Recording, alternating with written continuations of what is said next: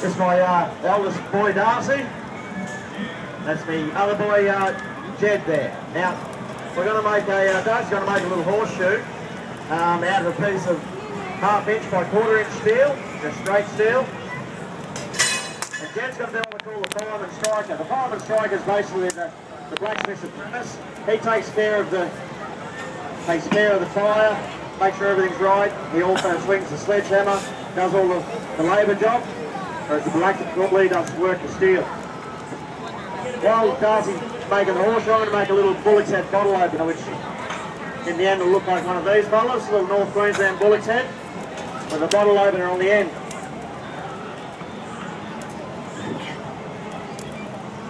You'll notice Darcy, while he's making this shoe, it's just a matter of process. You can't just start anywhere and expect it to all turn out. So first bend he's going to do, this is looking up to the horse's hoof.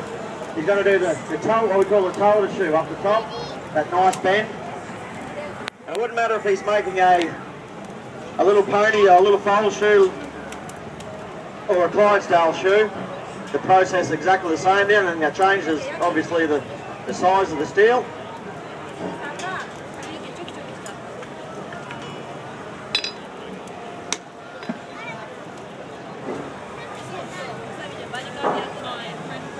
First thing I'll do is just split his horns open.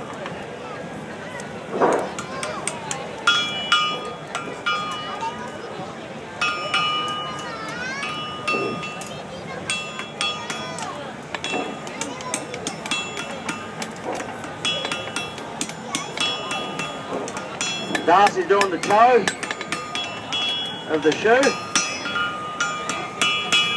You've all heard the expression, strike while the iron's hot.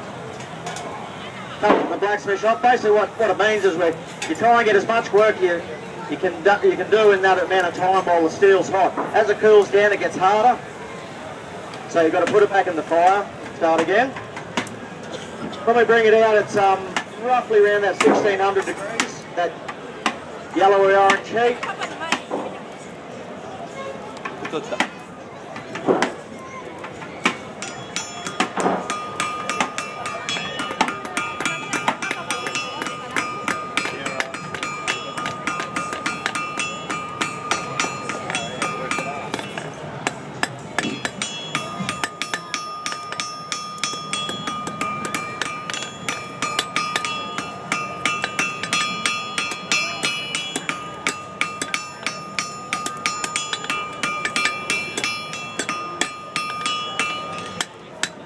Just drawing his horns out. Now all we're going to do is just round those up nice and round.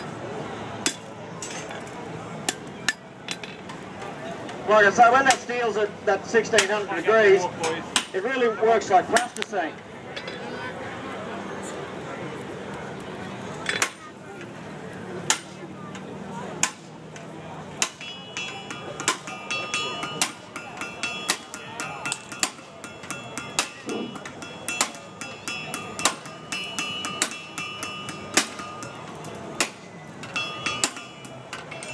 Heat on that. There's an old saying with blacksmith, you got a smart arm and a dumb arm. Basically, your smart arm's the one that does all the work, which is normally your left hand, and your dumb arm's the one with the hammer. All it does is the labour. So you'll see I'll work the steel with my left hand, the smart arm. The dumb arm's doing all the hard work.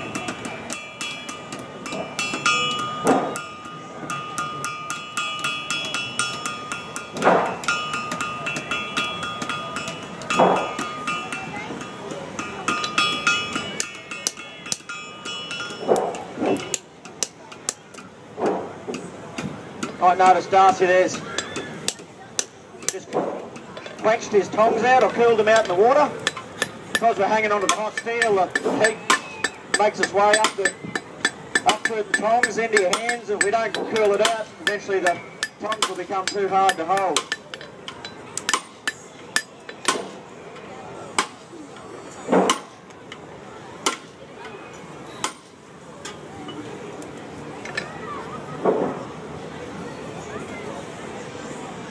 Just cooling those horns out because it's so thin, it'll heat up a lot quicker than the actual bulk of the steel, and that's the piece I'm going to work on next to to form his head. Where are you up to, mate?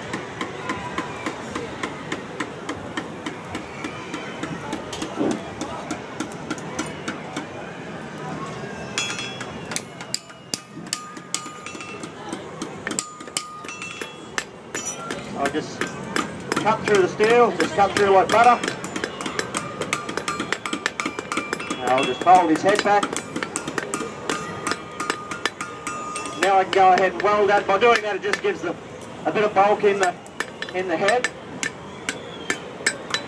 Now when I say I'm going to weld the head, I haven't got a little electric welder or anything back there. I'll weld it in the fire, which is basically bringing it up to a molten heat, and then forging the both separate pieces of steel together.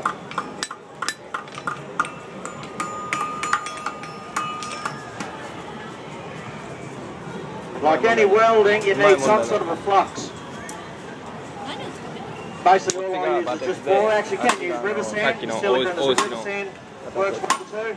And basically all the borax does is stops the oxygen getting in between the weld. If that was to happen, what you call oxidization would happen.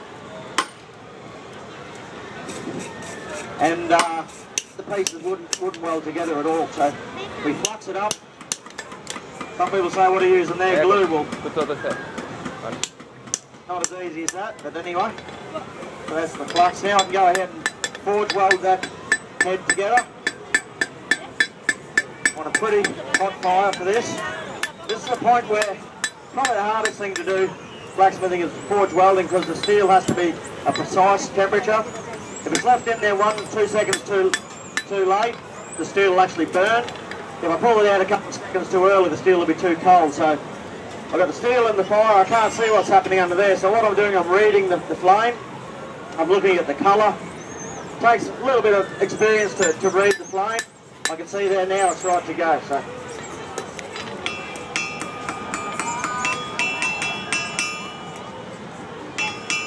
I'm basically just forging those two separate pieces of steel together now. Let's get another heat on that.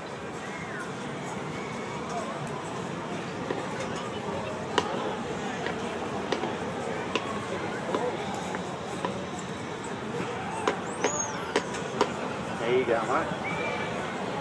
Right. Now Darcy looks like he's just about to punch the toe clip into the shoe.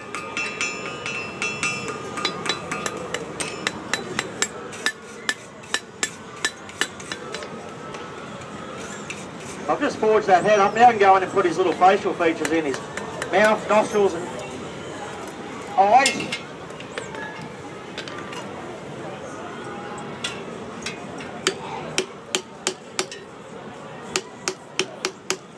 The mouth.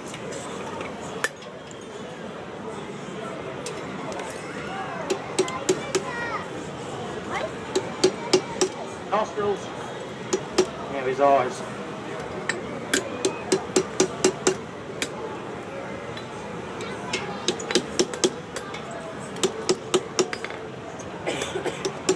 All these tools that we use when you're working in the hot metal, it's a special hardened tool steel. We make most of our own tools. Everyone's got their personal preference, so rather than just buying it, you can buy it, but normally I'd say 80% of the tools we're using are handmade. So I've just forged his head up, put his little eyes and nose and mouth in.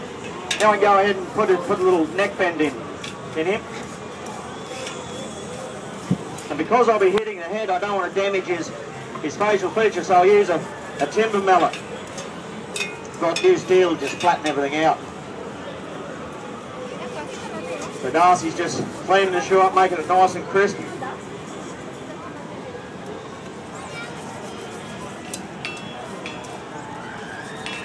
Get his little horns out of the way so they don't burn.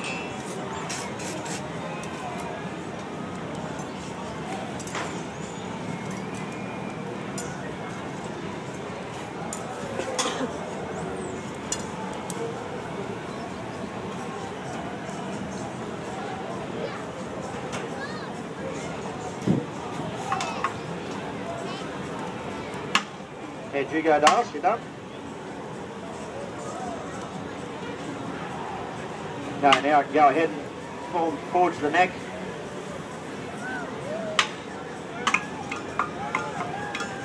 See, that just moves beautifully round.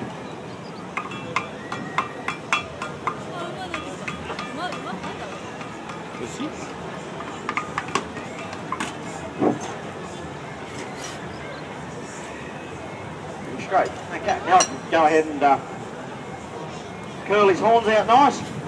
We'll do just the normal, the old Aaron Williams style horn shape. You can do whatever you like, but one looks the best.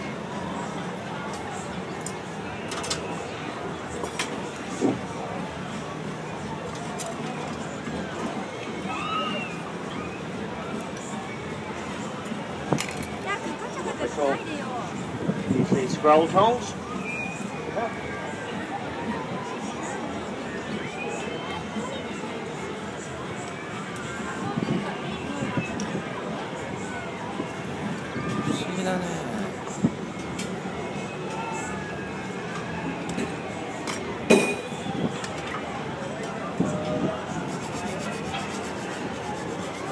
The reason we use these wire brushes, as the steel heats up, it gets a scale on it, which is all that grey stuff down near my anvil there. If I was to leave that on, it'll actually work its way into the steel. So Darcy's finish here will show that to you. So that's most of that part of the head finished. Now I can go ahead and finish the bottle opener, the business end.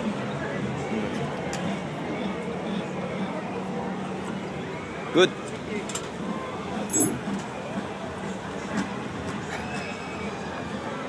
Little piece of 1/4 inch or 6mm round, that'll